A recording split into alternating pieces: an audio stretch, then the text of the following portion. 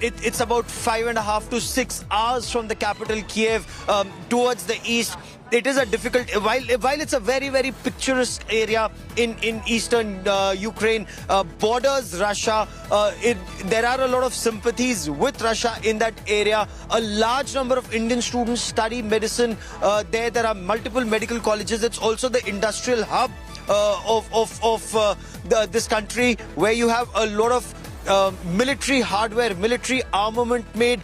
IT sector is very big, and that is why a lot of Indians also work in the IT sector in and around Kharkiv. And when we went there, Indian students were preparing to leave, but some of the Indian students India Today spoke to, and they did not want to speak on camera because they feared that the university may not take too kindly to it. They said that their main aim was to get their certification. First year and second year medical students, it's much easier, but when you're in the final year, your certification, your internship, your practicals, all of that, you have to be here for it before you can get your certificates and before you can get your degree and you can start practicing. And that is why MBBS students were extremely reluctant. Senior MBBS students were extremely reluctant to leave until there was clarity whether the classes are going online. And that time there was some confusion. Again, when we spoke to Indian officials in the Ministry of External Affairs, they said that they were working, they were talking to the government.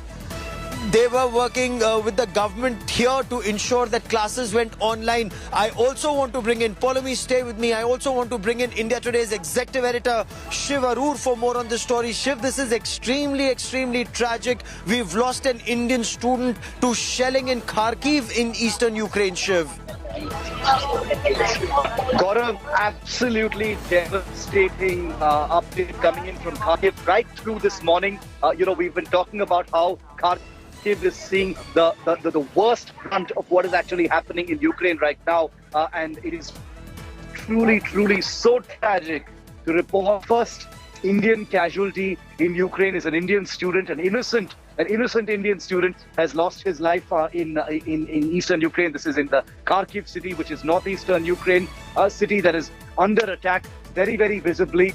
We understand that this young student, a fourth-year medical student, was in some kind of a line, at a supermarket or somewhere when shells began to land, and he lost his life there. Let me also make it very clear, Gaurav, that this student, who we understand hails from Karnataka, we're not releasing his pictures, until they are confirmed, by the authorities on the ground. India Today will not play with the emotions of families. We will only do that once that information is completely confirmed. But before that, I'd like to tell you that Kharkiv has been seeing the worst fighting, the worst shelling. We've seen a cruise missile attack happen from there just a short while ago. We are awaiting a confirmation from the Ministry of External Affairs, is the latest that we're getting in on the death of that student. Terrible tragedy. And let me tell you, there are more Indian students at this point of time. It is a study center. It's Ukraine's second largest city. We're awaiting more information. Very, very big tragedy going. It indeed is very tragic, Shiv, and the unfolding tragedy also points to the fact that there are a large number of Indian students who are still trapped in different parts of Ukraine. Very difficult for them to get to the nearest railhead, roadhead, and then travel safely out of harm's way to Lviv or other borders.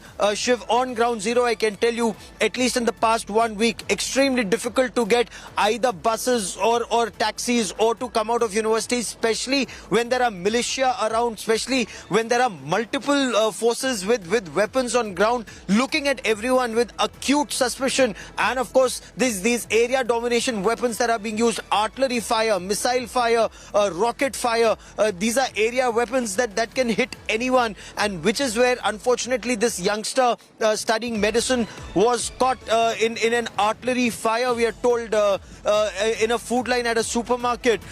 Food, again, acute shortage, and that is where these children are also getting desperate. Very, very difficult to arrange for these children to be evacuated safely. I've been speaking to a number of university contractors, if I may, or arrangers, those who arrange medical seats, those who look after these children, those who arrange their food and shelter, and they are saying it's an absolute nightmare, Shiv, arranging for their evacuation to safer areas because there are no buses available. No bus driver wants to risk life, limb or property ferrying people even though they're willing to pay double or triple the amount. That's a huge crisis that people are facing, and these students themselves at their own initiative are hiring 15-seater, 17-seater, 20-seater buses to be able to ferry them out to Lviv or to other borders. But that's also very, very difficult despite paying an exorbitant price. And that is why some of these students, Shiv and Polami, are now trying to come here to the station and then take a train out, which for now we are told for students no money is being charged. They are just being ferried out of this area. But very tragic for this student. And Shiv, do we have a bigger picture in terms of what the government is planning for others who are trapped inside Ukraine? Or is the government saying, at your own risk, at least get to the border and we'll look after you beyond the borders? There's not much that the government can do in a strife-torn country now. You know, Gaurav, until this point, until this particular tragic news break, things appeared to be in control. With the death of this one student, the true dangers, the true volatility of what is happening has come roaring out. Many things have completely changed in the last 20 minutes. Whether, collateral damage is happening, yes, it definitely is happening. This is no longer about claims and counterclaims. Whether civilian areas are being targeted, clearly they're being targeted. If an Indian student has died, that claim has also been completely debunked. There's no more misinformation or claims and counterclaims. The fact that you've got 4 ministers on different land borders, an advisory asking students to get out of Kiev and Kharkiv as quickly as they can, suddenly this entire situation becomes much more, much more unreliable, unpredictable and dangerous. Where are students going to go if they don't know where to go, if they, run the risk of, coming in the line of rockets or shells landing from the Russians, since they are clearly targeting civilian areas and, for God's sake, supermarkets as well. So this entire situation has gone from being something with a semblance of control to one where we have seen a person lose their life. I want to send out a message to all of our viewers and especially to parents watching that we understand how devastating this news is. We understand how worried you are if you've got your children who are still in Ukraine right now. I promise you that India Today will bring you only the most reliable facts. We will not report anything until it is totally verified here on India Today. We understand the emotions of an entire country with an Indian student having died. You've heard the voices of these students, Gaurav, over the last many, many days and weeks. The advisories asking them to stay put, to get to a railway station. All of that now kind of just evaporates because one person has lost his life, Gaurav. It's a terrible tragedy. We're awaiting more information. That isn't with the family in Karnataka as well. We are awaiting more information. Oh, absolutely. And Shiv, this fear is very real. I've spoken to a number of students. We've played out their sound bites. We've played out how they walked, at least in Kiev, all the way from the Bogomolets Medical College, all the way up to the railway station. They've braved militia themselves and traveling this entire area. But the situation is only, unfortunately, likely to deteriorate from this point on. We have Major Samar Tur joining us on this broadcast, a veteran, a combat veteran, a former UN peacekeeper. Major Tur, in such a situation, what can people do in conflict where it's virtually a free-for-all? It's like every man for himself, but how can children get out of harm's way as safely as possible in these circumstances? Now, in these circumstances, basically, Shiv, what is to be done is, I've been guiding these children for the past 4 days. Now, the only issue was that I was in touch with the students in Kharkiv till yesterday afternoon.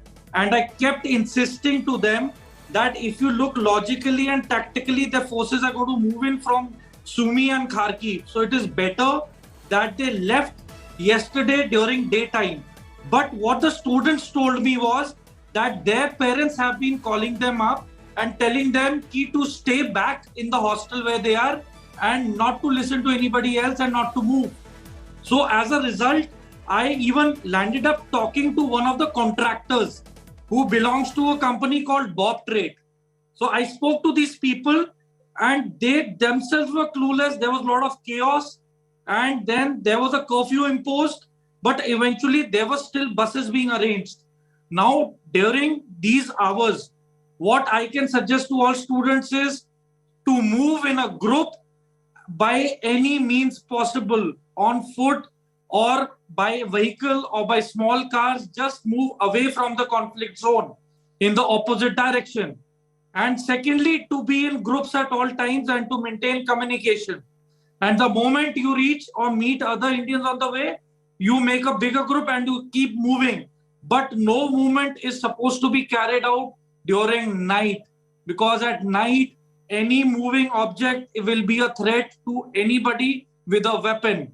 So I told them that please do not move at night, move during day, first light, organize and arrange a bus collectively.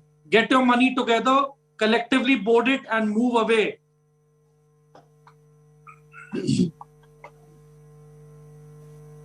All right, Major Tur, this is Preeti Chaudhary just coming in. My colleague Gaurav Sawant continues to report out of Kiev. The advice that you're giving, Major, right now is that students move in a group. But what is also coming in that this, young student, his picture we are putting up, it's verified right now. He hails from Karnataka. We're going to give out details as well. It's tragic, but was also trying to make his way on his own to safety. The option should be right now to move together in groups or stay where you are and stay safe in bunkers.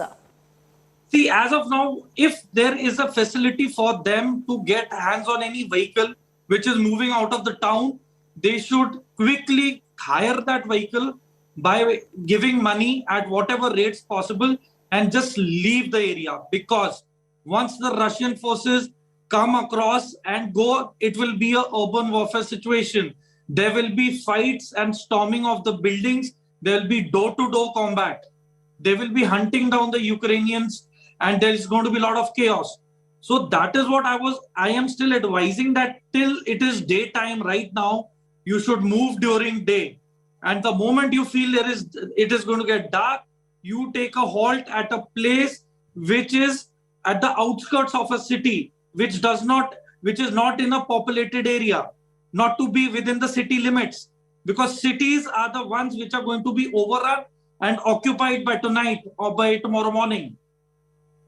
Now, Kharkiv is facing the biggest brunt of Russian forces, completely being bombed. But I want to ask you one quick question, because you've been in touch with students in Kharkiv.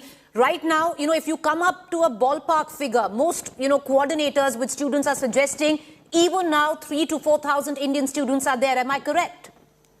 Preeti, as far as I know, I was in touch with the students since last night. So as far as I know, the figure in Kharkiv, in a particular hostel, there were 400 students. There were boys and girls mixed. Then I tried to get in touch with students at Sumy, which was not made possible. So as of now in Kharkiv, as far as I know on ground, till last night, few hours back, there were 400 students who were stranded over there. And the name of the institution is, it's called 300 VN Karzin National University. Sir, will you repeat that for us? Because we're going to take that down. And we're going to pass that on. It is 300 VN Karzin National University. All right, we're going to take those details down. Our producers are going to take those details down and we're going to forward those details, because you're giving incredible... The contractor's name is Bob Trade. The company which is the contractor for these students is Bob Trade. All right, sir. So, this is verified information. This is verified information that you're giving us, and we're going to forward the details that you have given us to the authorities right now, because you are saying that of what you know on your person, what you know, that over 300 to 400 students are stranded there, Indian students. Preeti, these are verified details, and I think there is no time to lose, because it is almost a SOS situation for the students stuck in Kharkiv. Major, stay on with me. I'm going to quickly bring in Shiv Arur into this conversation. Shiv, we're getting in verified details of at least 400 students. Major, giving us those details.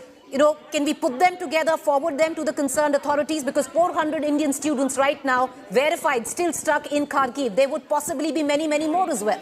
That's right, Preeti. A very important point that you've picked up. The list of students that Major Samarthur has shared with us has already been forwarded, to the authorities on the ground. They have taken cognizance of the fact that we've got a lot of Indian students on the ground. This horrible tragedy, the death of, a young medical student in Kharkiv has come as a huge blow because, like I said, until this time, Preeti, there was a semblance of hope and a semblance of calm that so far the students had, managed to, duck the real damage. There was a sense of,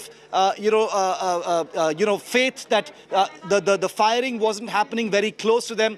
Many of them had sent videos saying they heard, the shelling happening not very far from where they actually were. And now you see young Naveen Shekharappa, fourth-year medical student, has just lost his life in shelling while he was apparently in a supermarket line. This fully confirms collateral damage, the targeting of civilian areas, and what we've been saying since the start, Preeti, that Kharkiv is one of the worst affected places. Things have spiraled completely out of control in that city, and like you rightly pointed out, Naveen, the student who's lost his life, his family, the government is in touch with his family, but there are at least 400 more Indian students who are in Kharkiv and who are not there out of choice, but they have nowhere to go. They don't know how to get out of there. And with shelling now taking the life of one student, I cannot imagine, the kind of fear that might have set in already on the student population there. Because, Preeti, all of these students are on WhatsApp and Telegram groups. They are in touch with each other. They're hearing news as it breaks. The death of the student, you can be sure, is news that has already reached all of these students on the ground in Kharkiv as well. If they are listening, if they are watching our coverage, the only thing we can tell them is, please try and stay calm at this point of time. The officials on the ground, the Ukrainian government, which is completely diverted in this huge attack by Russian forces, is going to probably try and do everything it possibly can. The Indian government has been in touch with the Russian government on the safety of Indian students. Remember, Preeti, just a couple of days ago, President Putin had made an assurance to Prime Minister Modi about the safety of Indian nationals on the ground. But clearly not enough has been done. Collateral damage, the targeting of civilian areas, whatever you might actually want to call it. The fact is, a young Indian student has lost his life in the crossfire. It is heartbreaking to confirm, Shiv, is it not? We've been tracking, this crisis, this invasion for the last 6 days. This is as close as it's come home. We've suffered our first casualty, viewers, and we are very sorry to report this afternoon that a young 21-year-old student, he hails from Bengaluru, he hails from Karnataka. We've confirmed verified the details. Naveen from Bengaluru, Karnataka, has lost his life. He's 21 years old. The Ministry of External Affairs is in touch with his parents, and we are very, very sorry to confirm this massive tragedy that has come knocking from Kharkiv. Kharkiv being bombed from all sides right now is what we are getting to understand. It is a border town facing the full face of the Russian invasion brunt. And this story that we are breaking right now has hit home. It's come very, very close. Till now, we've been reporting this war as possibly an outsider, worrying for our students who are stuck here. We've suffered our first casualty today, and that has come in the face of the 21-year-old fourth-year medical student in Kharkiv, Naveen. He hails from Bengaluru, Karnataka. He was trying to make his way from Kharkiv to safety and fell collateral to shelling by Russian troops, is what we are getting to understand. The Ministry of External Affairs right now is in touch with Naveen Shekharappa's family. Tragic news. And at this point of time, I would reckon something will change in terms of how India is approaching the entire situation where our students are stuck with Russian authorities. If Shiv is still with us and if we still have our guest, Major Samarthur with us. Great. Major Samarthur, are you still in talks with certain students who are stuck there? Many of them have been speaking with you. There would be abject sense of panic right now. To ask them to stay calm is an oxymoron, but that is all that we can do. What are you advising them? Is firstly, there was a team of 400 students at Mykolaiv near Odessa. So I have been successful in guiding them to be evacuated towards Moldova. And my previous UN colleagues are present in Ukraine. So I have interacted with them. And those students are in touch with those UN representatives at the Ukrainian office of the UN in Moldova.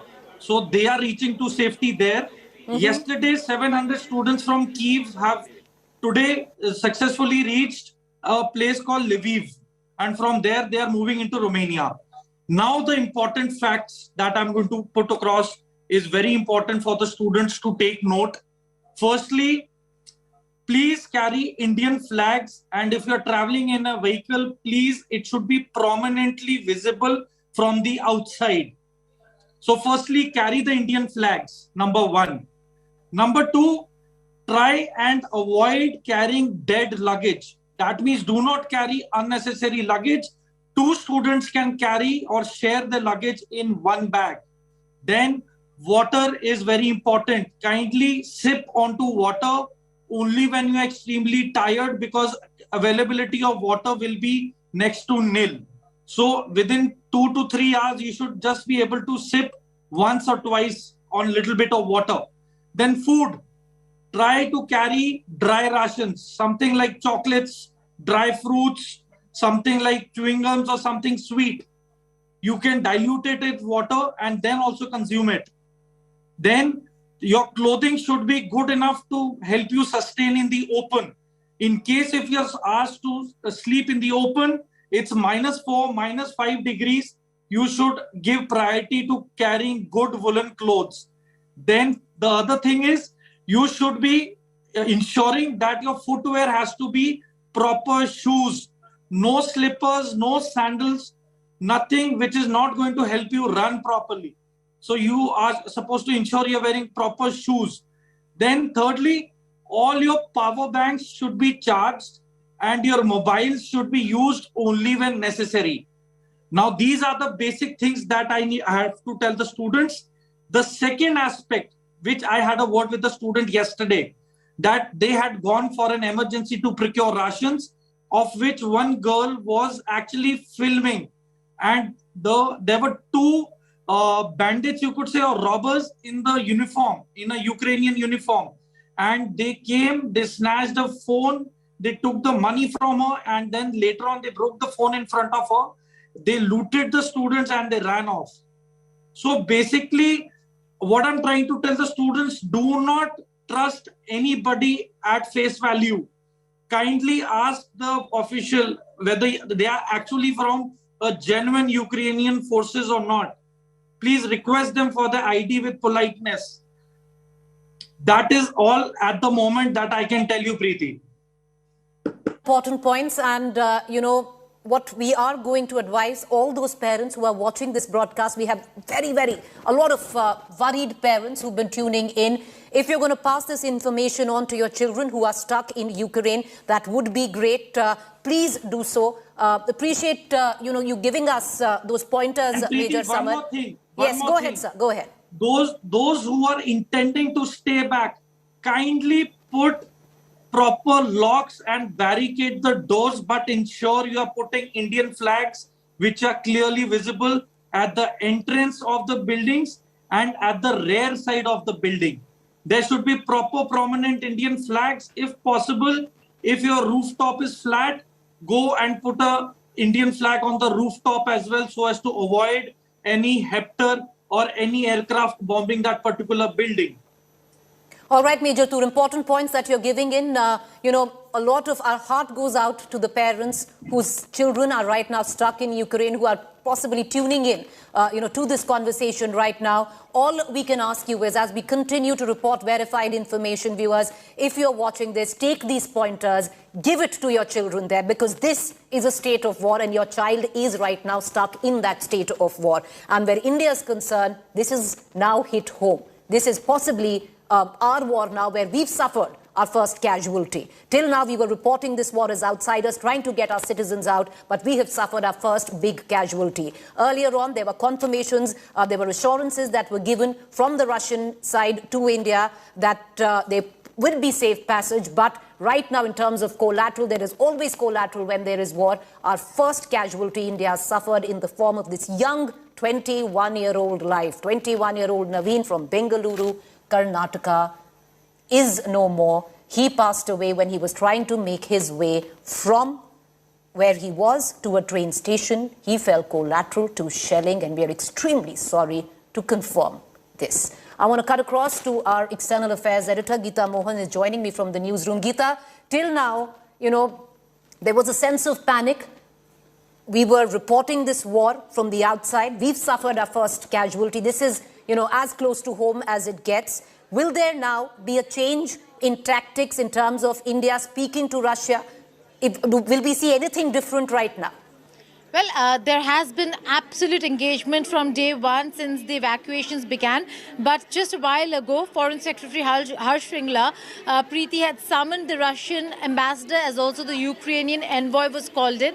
And the concerns with regards to providing safe passage to Indian nationals, Indian students in particular, was discussed. India continues to demand that both sides at least ensure that Indian nationals get a safe passage for evacuating from either side. We know that everybody is moving westwards, but India is also planning to ensure that if it is possible, and because they are in a border town of Kharkiv bordering Donbass and then Russia, if they can be moved from Donbass into Russia and flown out of Russia into Delhi, so into India. So that's also an area that is being explored, given the fact that Ukraine completely is under siege and there is no public transport available. So the students who are stuck in Kharkiv are not being able to move up to the north, to the western front, and if that does not happen, they cannot really cross the border on the western front of Ukraine. So concerns are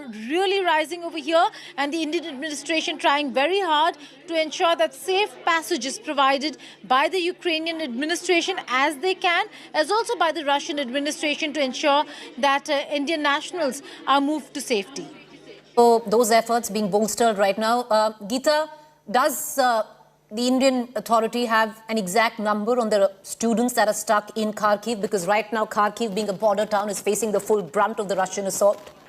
Well, we do not have exact numbers, but in terms of the larger picture, Preeti, sources telling us that about 9,000 Indian nationals have been brought out of Ukraine, and quite a few of them are still in safer areas, which is the western side of Ukraine. There are still a significant number in Kharkiv and the bordering towns, but we do not have an exact number, although they're not small in number.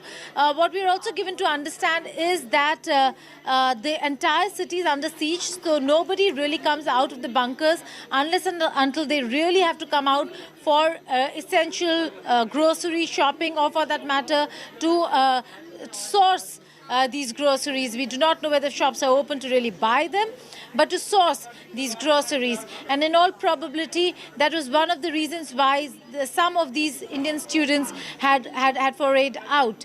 We again have to wait to get a few of the friends of this Indian student who lost his life to really get a real sense of what really transpired, what really happened, and how was he really shot down when he was just an Indian national trying to get coming out of his apartment, his room, or even the bunker to get some essential supplies. So right now we're just awaiting details, but it certainly is one of the most disturbing news coming in for India from Ukraine, and things do not look really good for India when it comes to the evacuation itself from these regions, although evacuation is continuing on the western front. But unless and until the students on the eastern side get some decent public transport, stepping out is an absolutely dangerous proposition. With me, we're getting multiple unconfirmed reports on what exactly went down in terms of how Naveen fell in terms of collateral to shelling by Russians. We still don't know what really happened, but what we can confirm is that Naveen is dead, and he passed away when he was making his way out of where he was residing in Kharkiv. There are multiple theories on where he was going. We're going to try and get a confirmation of that. But Geeta is with me. Geeta, what is the information right now available with the Ministry of External Affairs? And when did this happen? Are they in touch with his parents? Clearly, we do know that they are in touch with his family. Well, as of now, we know that, yes, the parents have been informed. We're also given to understand that certain family members have spoken to officials in the Ministry of External Affairs, trying to ascertain details as to what happened. And it's the reason why, Preeti, I'm saying that in all probability, the student stepped out to procure or to source essential supplies. But a very unfortunate incident, because things are looking quite dire in the city of Kharkiv, and there have been advisories to stay in, but there's only that much that anyone can do when it comes to survival. And so again, we have to wait to get an account from the ground on what really happened, or an official word from the Ministry of External Affairs, which will take a while to get.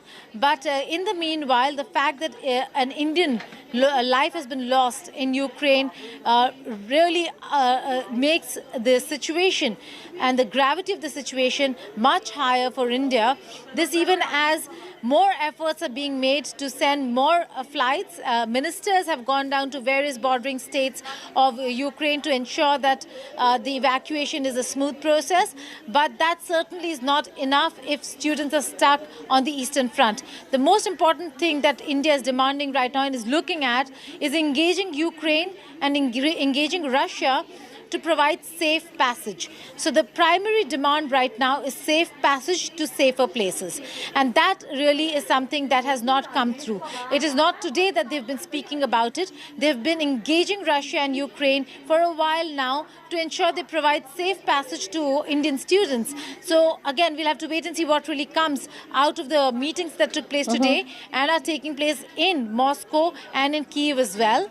But certainly a very serious scenario for India. All right. Okay. You know that, Geeta, stay on with me. As India is stepping up its efforts to evacuate Indian students, we are very sorry to confirm that India has suffered its first fatality. A young student by the name of Naveen, 21-year-old, was traveling to a train station and he succumbed collateral to Russian shelling, is what we're getting to understand. The Indian government is in touch with his parents, but this is as close home that this war has hit till now. It's day 6. We were covering this from the outside, but this is as close as it gets. India still trying to step up, ramp up its efforts to speak to Russian counterparts, to Ukrainian counterparts, to ensure safe passage for our students. Shiv Arur is also joining me right now from our war room.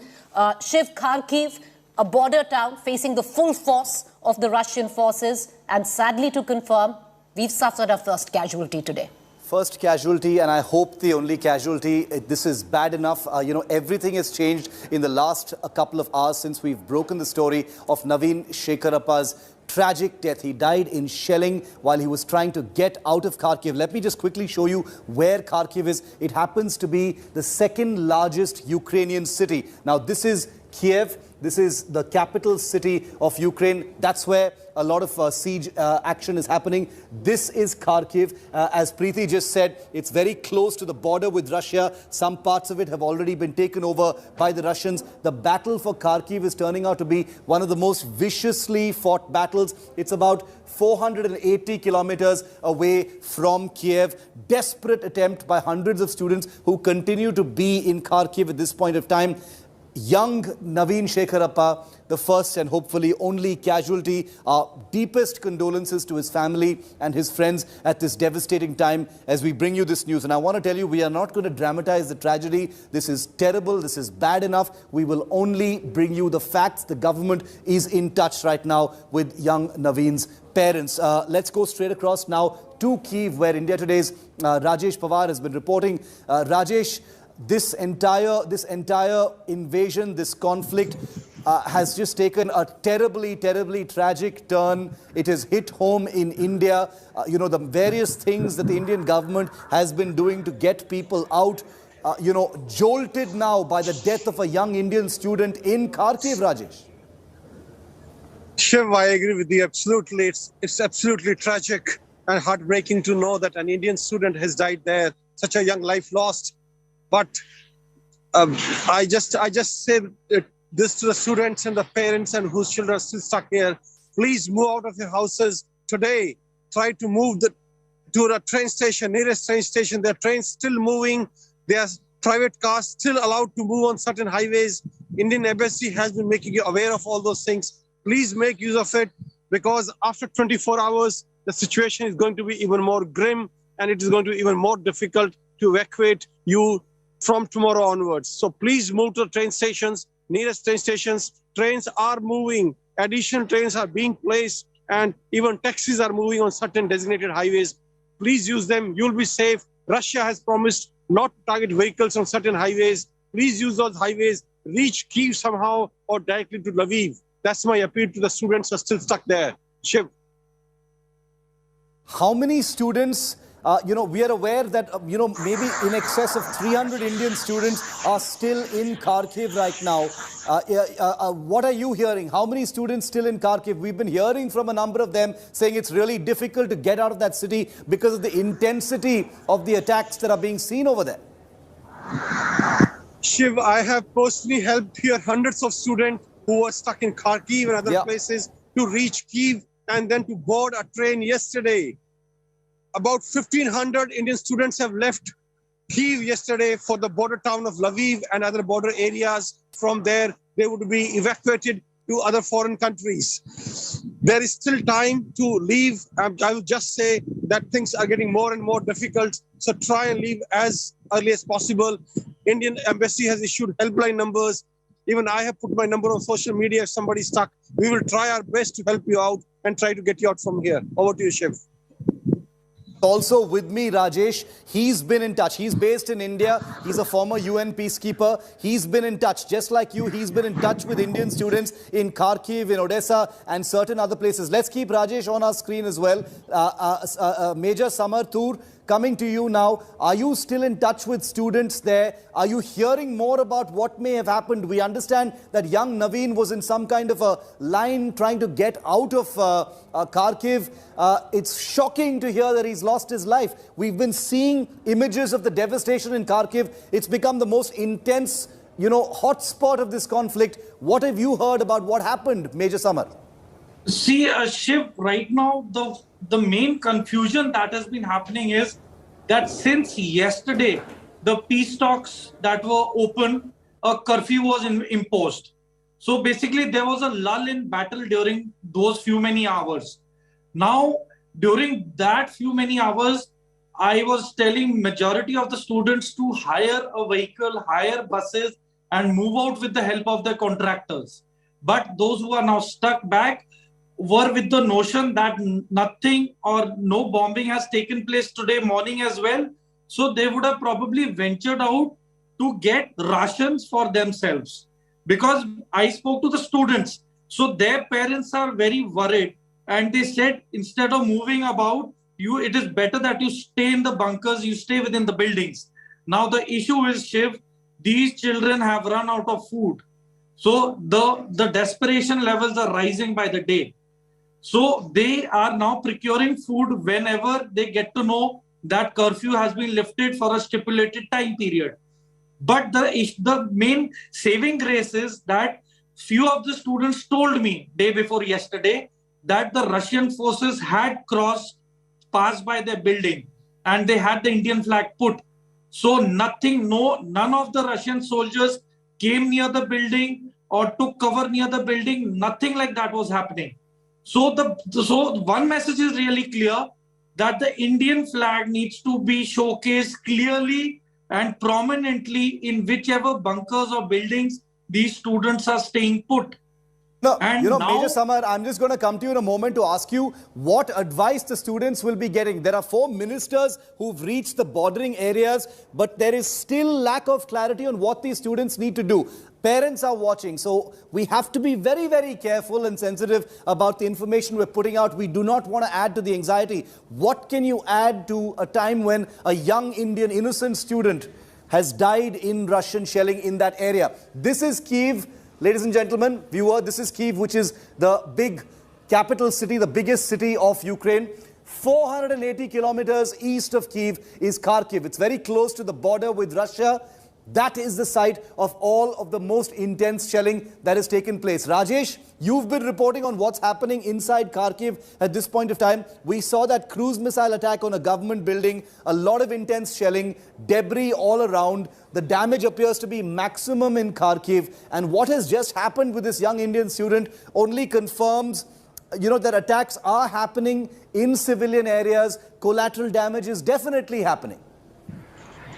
Look, Shiv, it will increase in coming days. I don't want to create any sort of panic among these parents or the students, but they need to move out. They need to move out. And if they are not able to move out in next 12 to 14 hours, they must stay in bomb shelters. They need not stay in their apartment where they're staying. If they stay there, danger is very, very high. With regards to the situation in Kharkiv, what I have learned from my sources is that Kharkiv, the Russians have claimed that Kharkiv has fallen. Russians has taken over the city, they have run out of the city. Whereas the Ukrainian governor of Kharkiv says they are still holding on. So nothing is clear as of now. But one thing is very clear. For example, in Kyiv, the Russians have advised citizens of Ukraine in Kyiv to leave the capital city at the earliest in next 24 hours. This advisory has been issued by Russians to the Ukrainian citizens living in Kyiv today morning, which implies that from tomorrow there might be missiles landing into civilian areas and in residential complexes. Probably the same thing what is happening right now in the east of Ukraine, be it in Kharkiv, be it in Mariupol, be it in Odessa. Over to you, Shiv. Major Samar, I want to ask you one thing. Without getting into too many technicalities about consultants and things like that, what should students who are in Kharkiv, who might be watching, and we know many of them are listening, what do they need to know? What is the advice that you can give them as someone who has been advising students and has managed to, guide many students to safety before this? What do the students who are in Kharkiv right now need to know? And let's remember that they are in total panic possibly right now after the death of one of them. Okay, now see, this is very important, and to all the students who are watching this and parents, firstly, the concept of staying in bomb shelters. Now the thing is, bomb shelters are not those bomb shelters that we actually are talking about. These are basically general basements.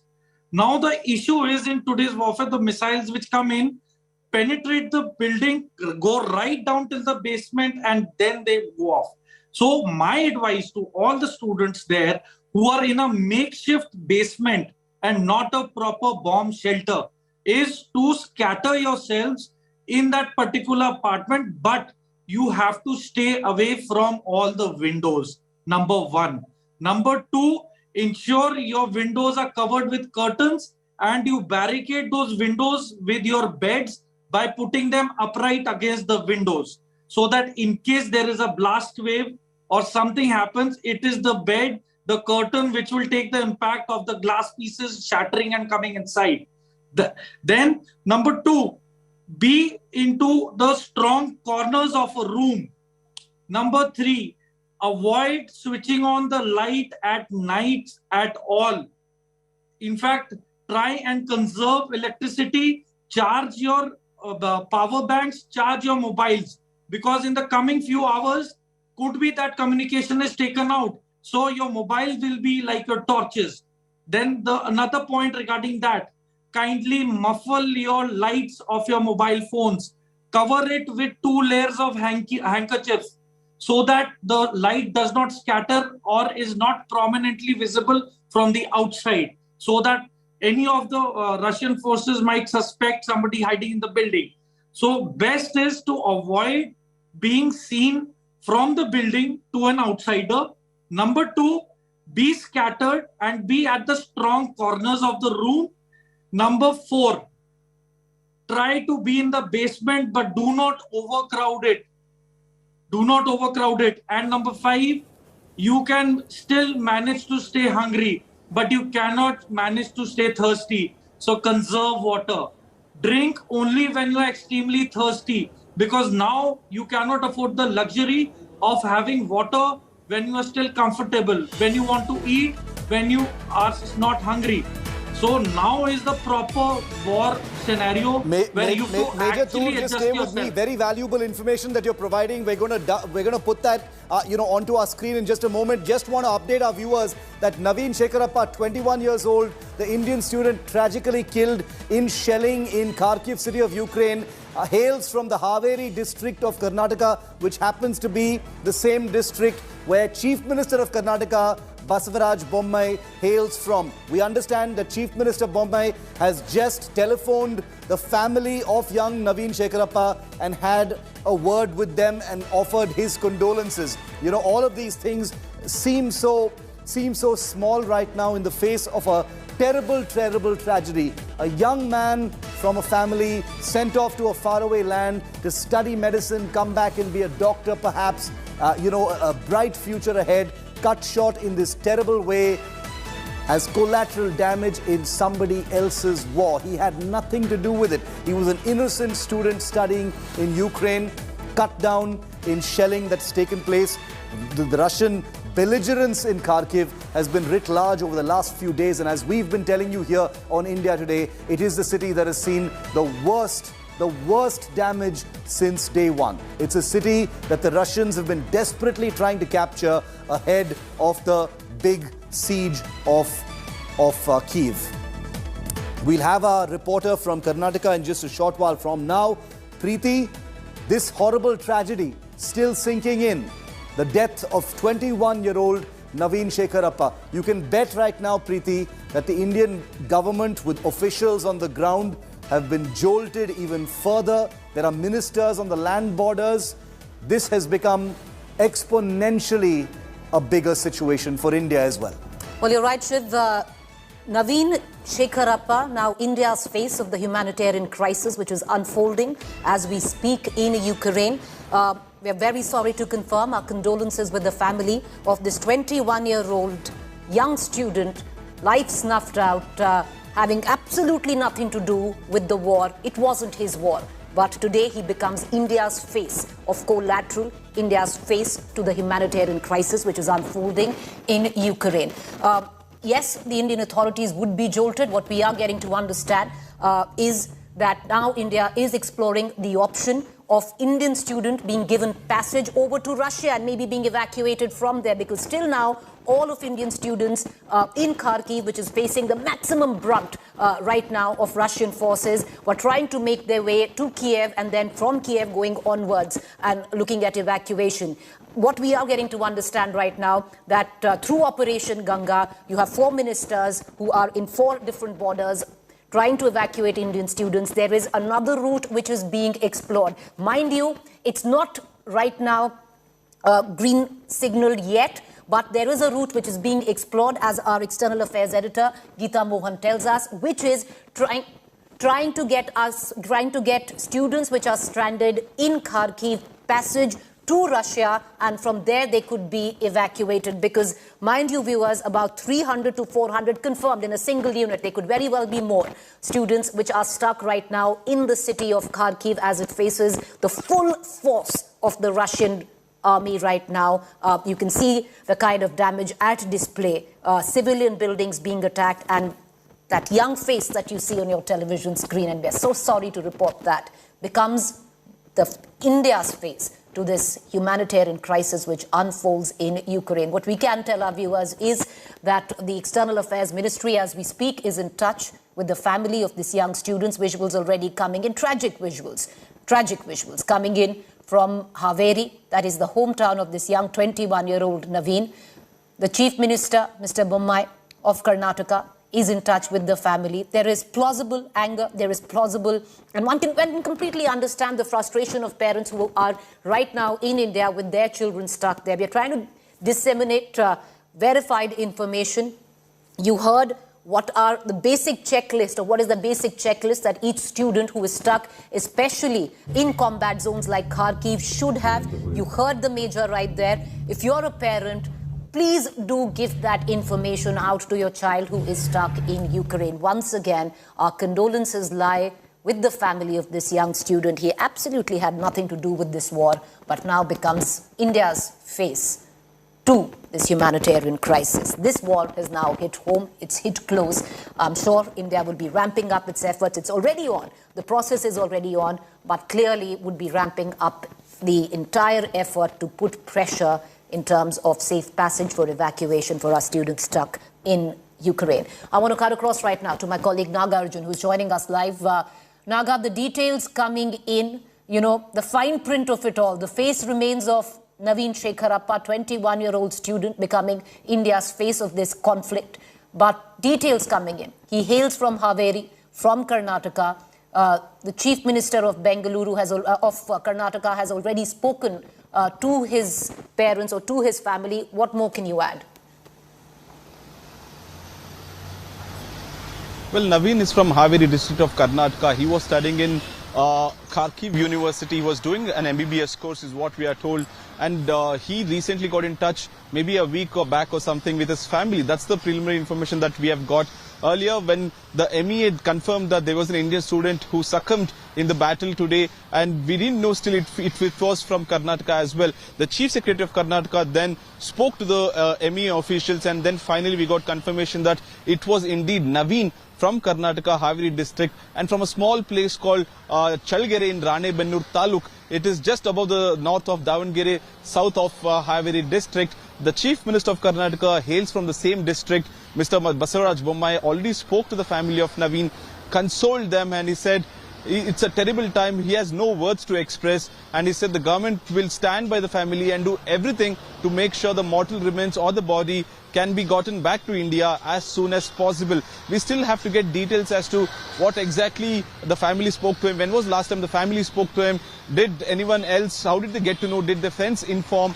What preliminary information that we are picking up, still we'll have to confirm through the family is that when they called Naveen on their phone, someone from the local local language spoke to him, spoke on the phone and told the family that he is no more. So they couldn't believe initially because there was language barrier, there was communication barrier. Until and unless the Chief Secretary of Karnataka confirmed the news, the family were not ready to accept that it was not Naveen is what they were saying initially. But right now the Chief Minister also has spoken to the family and said the government is with them and will do anything to make sure that the family is taken care of and the body will be brought back as soon as possible. The Chief Minister has also spoken to MEA officials as well as to the PM office that considering this is the first time this has happened, they need all support from the union government too. Nagarjun, have you been able to speak to anyone related to young Naveen in terms of the family? Because we're getting in visuals from his hometown right now, distressing visuals there. There's clearly, there's frustration, there is anger, all of that combined in what we're witnessing in Ukraine. Have you been able to speak to anyone at all? Preeti, absolutely. The family is in a shock right now. Imagine their kid was somewhere else, thousands of kilometers away in a foreign country, and now this tragedy has happened. They were not available on the phone considerably because they are in a shock state. They are not willing to accept the tragedy that has occurred right now, and considerably we know that it will take a day or two for the news to sink in. So at this point of time, they were unwilling to even talk to the press because they were in a state of shock right now. But however, we are trying to get in touch, at least to Naveen's friends, their neighbors or faraway relatives to get more information. But the close family, the father and the close relatives are in a state of shock right now, are not in a space to talk to the media. Completely understandable there, Nagarjun reporting. Like I said, the face of the humanitarian crisis which is taking place, India's face, young Naveen, 21-year-old, from Bengaluru, from Karnataka, from the Haveri district, from a very small town there. And that would be possibly so many students coming in from these very small towns, trying to make their MBBS dreams possible in Ukraine, stuck in various corners. This is a huge tragedy. The first fatality or the casualty that India has actually suffered in the face of this young 21-year-old.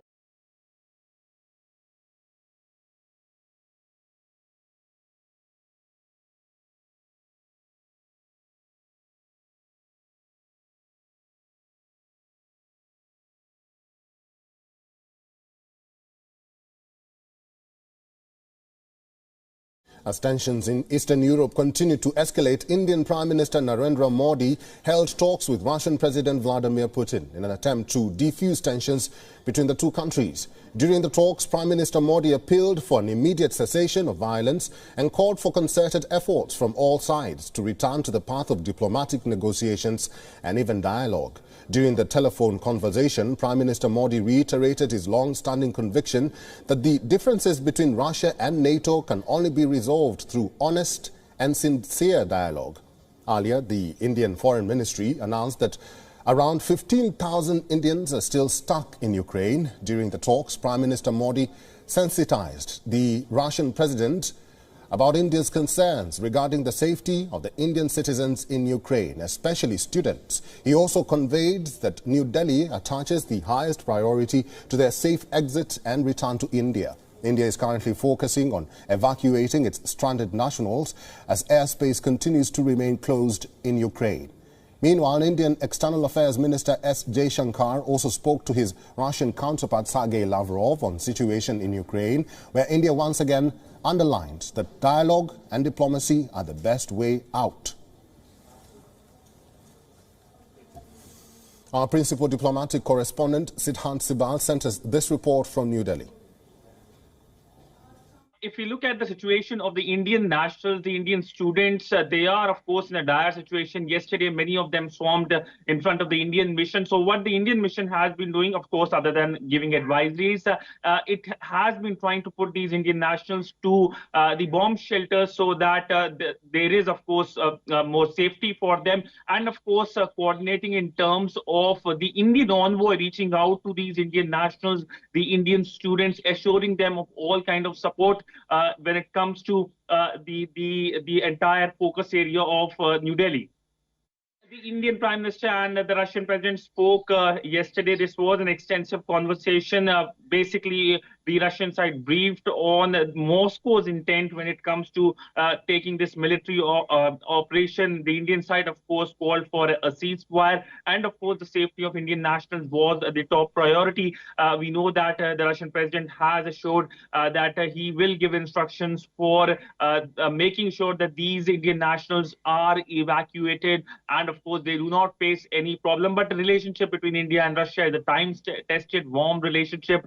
Defense being the key pillar of this relationship. And also, interestingly, the Indian Prime Minister Narendra Modi and the Iranian President were the two leaders whom the Russian President had called. In fact, the conversation yesterday, which happened with the Indian Prime Minister, happened at the behest of the Russians. It was a Russian request. So the Russians keen to reach out to non-Western countries, and India, of course, forming a key partner to it. WION is now available in your country. Download the app now and get all the news on the move. We are asking, pleading the support of India. Modi ji is one of the most powerful and respected leaders of the world.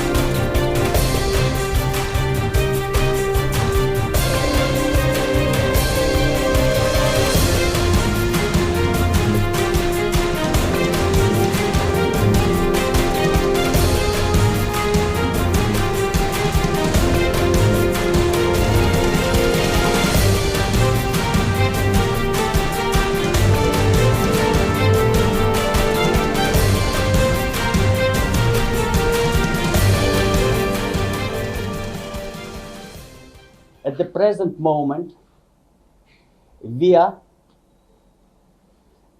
asking, pleading the support of India. India is the powerful global player. And in case of aggression of totalitarian regime against democratic state, India should fully assume its global role. Modi ji is one of the most powerful and respected leaders of the world. You know that you have special, privileged, strategic partnership with Russia. I don't know how many world leaders Putin may listen to, but the status of Modi ji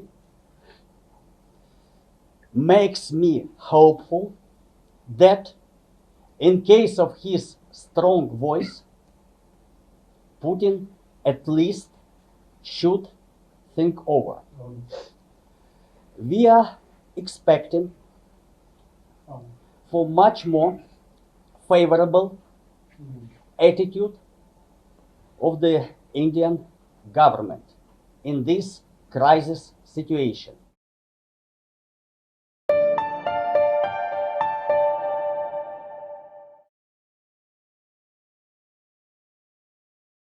News that is just coming in, wherein the Ministry of External Affairs has confirmed that an Indian student has lost his life in the shelling in Kharkiv this morning. Nidhi Rastan joins us with the details. Nidhi.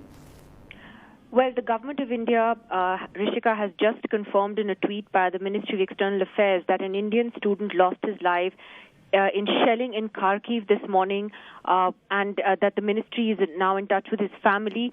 The MEA spokesperson, Arindam Bagchi, has gone on to say that the foreign secretary is also calling on the ambassadors of Russia and Ukraine to reiterate their demand for urgent safe passage of Indian nationals who are still there and in other cities who are in conflict zones. He says that similar action is also being undertaken by the ambassadors of India in Russia and in Ukraine. This is very, very a big development. We know that thousands of Indian students in particular are still stranded in Ukraine. The government of India has stepped up efforts in recent days to try and get as many people back to India as possible. There are a number of flights, special flights that are being operated by Air India, by Indigo Airlines.